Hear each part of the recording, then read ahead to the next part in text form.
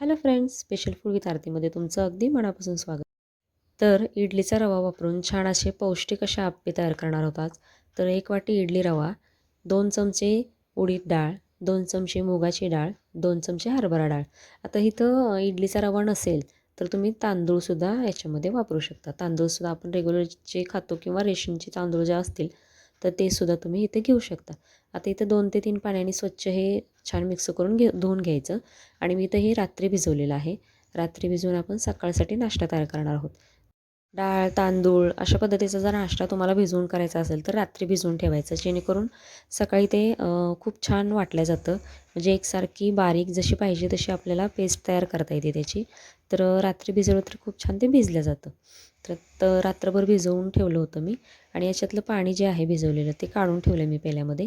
जर सुरुवातीलाच पाणी आपण टाकलं तर ते बारीक असं वाटलं जाणार नाही. एकदम बारीक अशी पेस्ट तयार करायची आपल्याला. एकदम जाडं भरडं ठेवलं, थोडंसं रवाळ टेक्स्चर ठेवलं तरी चालेल, तरी काही हरकत नाही. आता इथं बघू शकता तुम्ही थोडंसं एकदम रवाळ टेक्स्चर ठेवलेलं आहे मी. एकदम पावडर फॉर्ममध्ये करायचं नाही आहे किंवा एकदमच जाड वाटायचं नाही आहे. तर अशा पद्धतीचं बॅटर तयार करायचं. आता ह्याच्यामध्ये आपण भाज्या टाकणार आहोत. तर भाज्यांमध्ये मी इथं बीटसुद्धा टाकलेलं आहे. तर या आप्यांना बीटाचा इतका छान असा कलर येतो. जे आप्पे तयार होतात ते एकदम पिंक शेडमध्ये तयार होतात. तर इथं गाजर, बीट म्हणजे गाजर किसलेलं टाकलेलं आहे. गाजर पण किसून आणि बीट पण किसून टाकायचं. आणि ढबू मिरची, कांदा आणि टोमॅटो हे सगळं बारीक चिरून टाकायचं. चवीप्रमाणे मीठ इथं टाकून घ्यायचं आणि एकदम छान असं मिक्स करायचं. तुम्ही बघू शकता बीटाचा कलर आत्ताच किती छान, जसं जसं मिक्स करायला आपण तसं तसं बीटाचा कलर याच्यामध्ये उतरतो. सहसा मुलं बीट वगैरे खात नाहीत, तर किसून टाकल्यामुळं सहजरित्या आपण त्यांना ते खायला देऊ शकतो.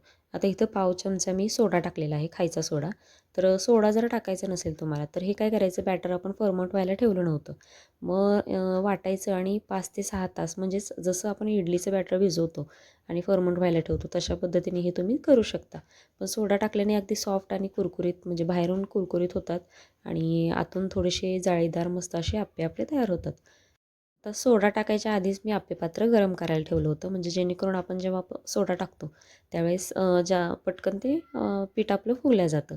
आणि छान एकसारखं हलवून आप्पेपात्र गरम झालं की त्याच्यामध्ये छोटा चमचा जो असतो आपण पोह्याचा, ते अर्धा अर्धा चमचा प्रत्येक याच्यामध्ये ओतून छान तेल पसरवून घ्यायचं.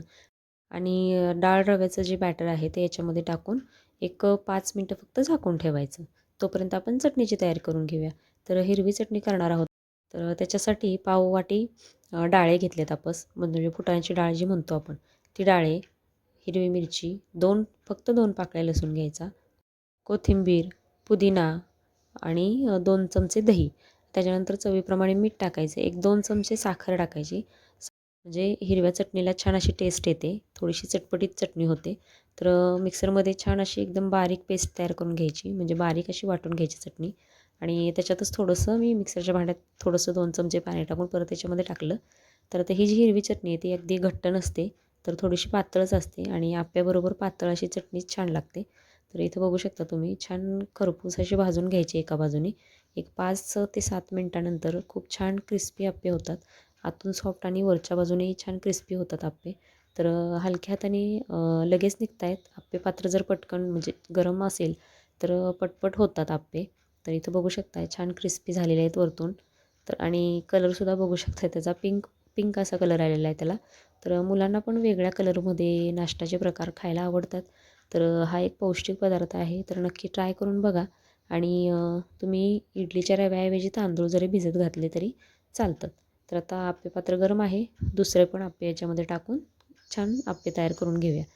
झाकण ठेवल्यानंतर काय होतं, म्हणजे आपण जेव्हा बॅटर आणि तेल असं साईडने तेल ओतून झाकण ठेवलं तर झाकण ठेवून ते पटकन शिजतात आप्पे आणि खालून क्रिस्पी होतात आणि आतून सॉफ्ट राहतात. तर इथं बघू शकता छान असे आप्पे तयार झालेले आहेत आपले. आप्पे आणि हिरवी चटणी. तर ही रेसिपी कशी वाटली नक्की सांगा. आणि तुम्हाला जर ही रेसिपी खरंच आवडली असेल तर चॅनलला सबस्क्राईब करायला विसरू नका आणि जास्तीत जास्त तुमच्या फ्रेंड्स आणि रिलेटिव्हज बरोबर शेअर करा.